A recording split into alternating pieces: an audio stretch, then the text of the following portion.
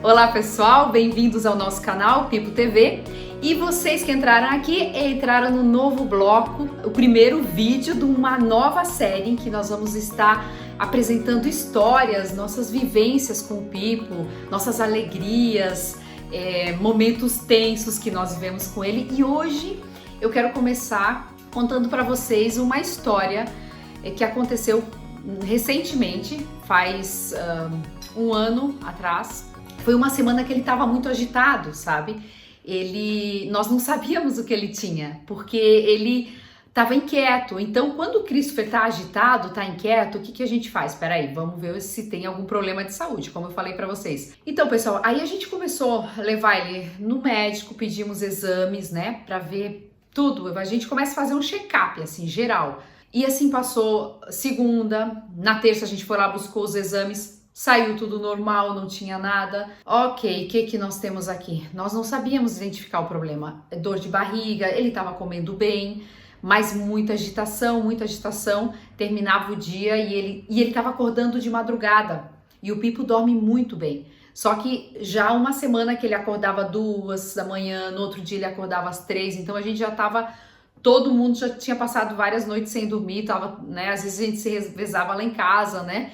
Para não ficar sobrecarregado assim.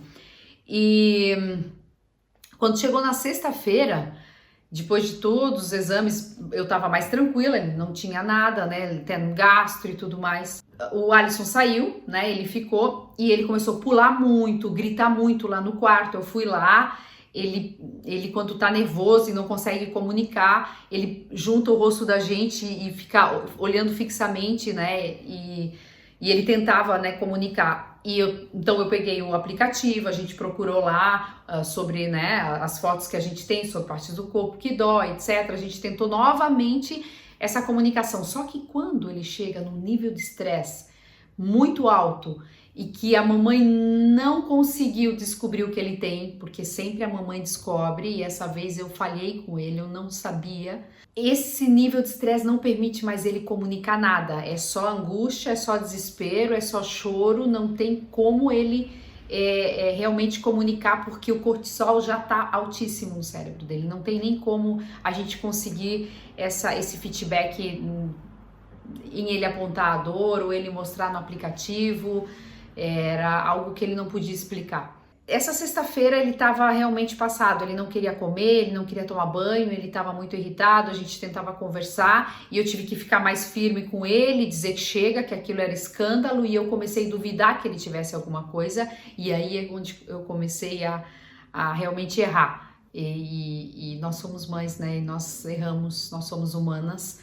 E se nós temos um filho que não comunica, com autismo severo, realmente não tem muito o que fazer às vezes quando eles têm algum problema, ou uma dor, uma coisa que eles não conseguem comunicar. E aí a gente queria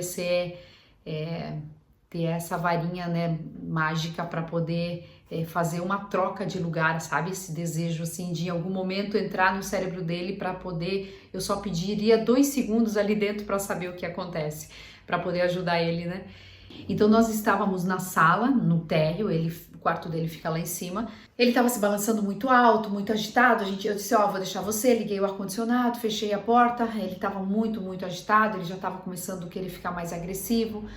E de repente eu fui na cozinha, a cozinha tem porta, fui lá preparar um lanche, alguma coisa para ele, o pessoal tava tudo na cozinha e de repente a gente saiu para fora saiu da cozinha e não escutou mais o barulho do balanço, que é um barulho bem forte. E nesse momento eu acho que começaram os segundos mais desesperadores da minha vida, porque eu chamava e ele não respondia. Quando eu entrei no quarto ele não tava. Eu subi no andar de cima, ele não tava. Eu olhei em toda a casa e todos começamos a procurar, o Vini, o pai, a avó, o vô, todos que estavam ali chamavam e ele não respondia, né? Não achávamos ele e eu corri para cima, peguei o carro, abri o portão estava trancado.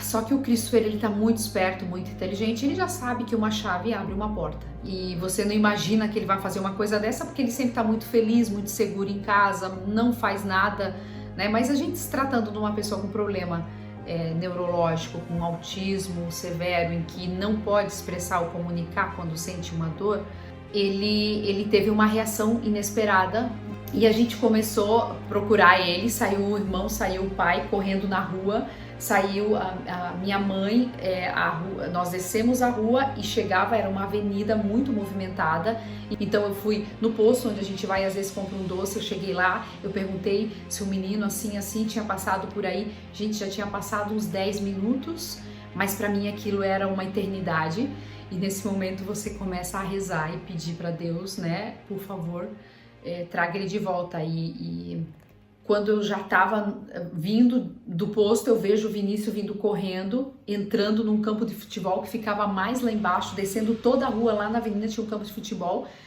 Ele vinha, eu vi que eles entraram lá e eles trouxeram ele dentro do campo de futebol. Ele estava só em cuequinha, ele estava muito agitado, estava pulando muito, e a gente entrou, eu parei o carro, eles entraram, o Fifo no carro, e foi inexplicável o que eu senti, o que eu parei o carro no começo do morro, eu olhei para ele e disse: o que você fez? O que você está fazendo?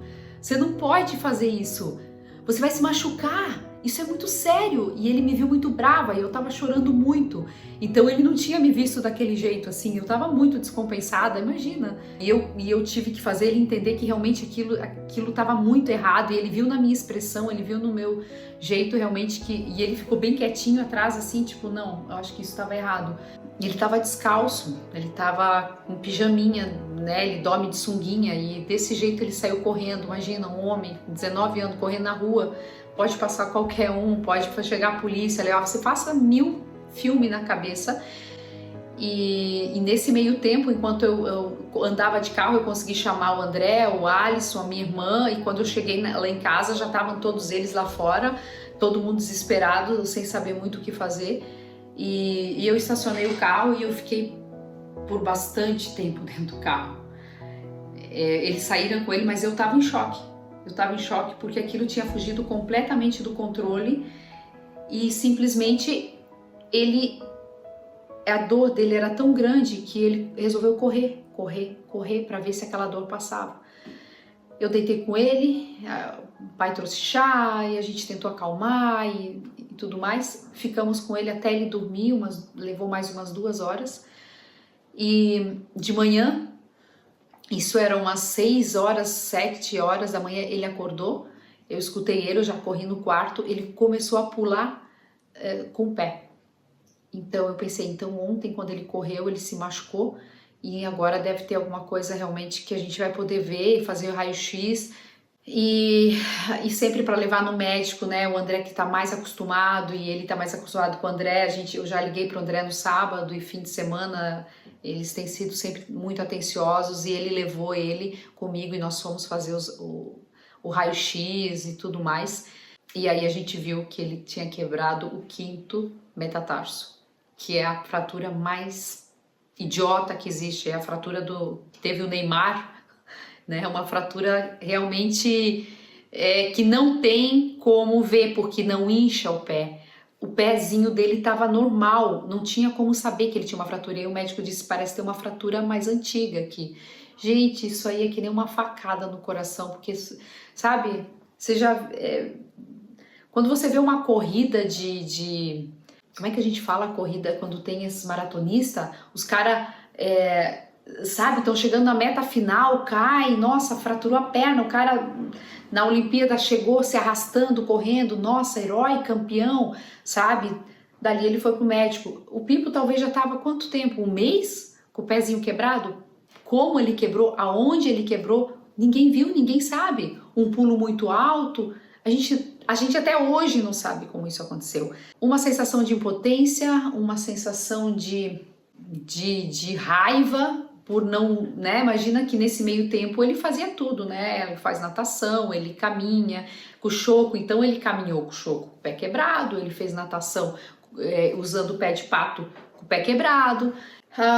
Logo disso a gente começou aí 40 dias de ele muito bravo, porque entre que o pé incomodava, a bota que ele arrancava constantemente, porque essa fratura não dá para engessar. E anestésico tal, para ele poder não sentir tanta dor, etc. Mas foi muito desesperador esse momento, não desejo para ninguém.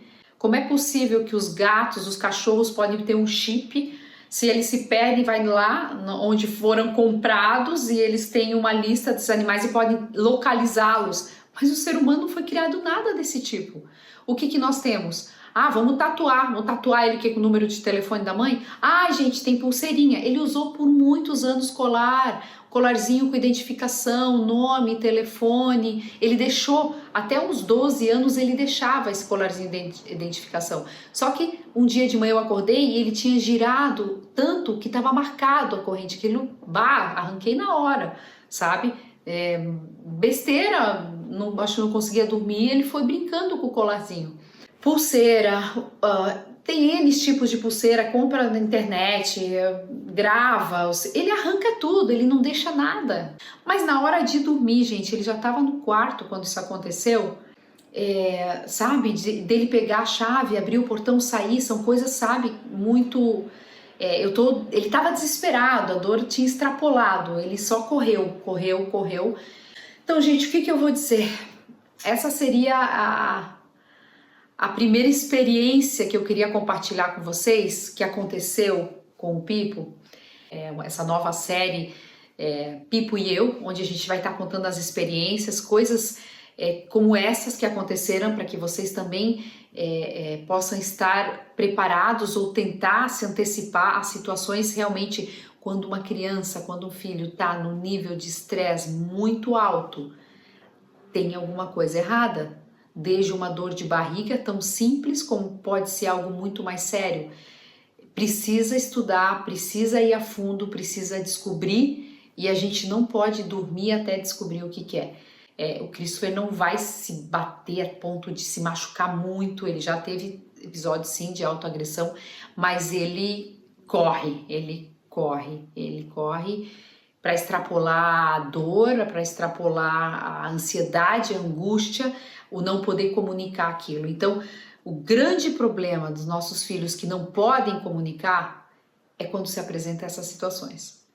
Me despedi de vocês hoje com o coração apertado, lembrando tudo isso que aconteceu e desejando que vocês, longe de viver alguma situação assim, possam entender que nós não somos pais perfeitos, eu não sou uma mãe perfeita, porque essas coisas acontecem e realmente eu não pude ajudá-lo no momento certo e isso quase custou ele, né?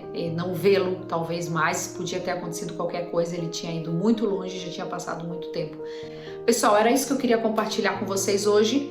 Graças a Deus teve um final feliz, a gente conseguiu descobrir o que ele tinha, conseguimos tratar. E hoje, como vocês veem no vídeo, ele está muito feliz, está muito bem, graças a Deus. E esperar que pronto a gente possa ter uma solução realmente para essas pessoas, que nós temos a carteirinha, a identificação e tal. Mas, gente, ele não levou a carteirinha com ele quando ele fugiu, tá? Então, lembrar que esses momentos não definem ele, nem o que ele é, e talvez nem nós como os pais. Mas sim, nós nos sentimos impotentes, nos sentimos que fracassamos com ele. E que temos que melhorar e temos que buscar uma forma de resolver essas coisas para que não se repitam e não aconteçam, porque isso não pode acontecer novamente. Então, gente, é isso aí. Queria compartilhar com vocês essas histórias e vai ter mais histórias aí que a gente vai estar compartilhando com vocês. Obrigada por ficarem conosco. Não se esqueçam aí de se inscrever no canal, de curtir, deixar seus comentários, suas perguntas, porque agora a gente vai estar fazendo bloco de perguntas e respostas, uma vez ao mês também, e esse bloco que vai ser compartilhando com vocês várias experiências e vivências e situações que a gente tem muita história para contar. Tá bom, gente? Um abraço no coração.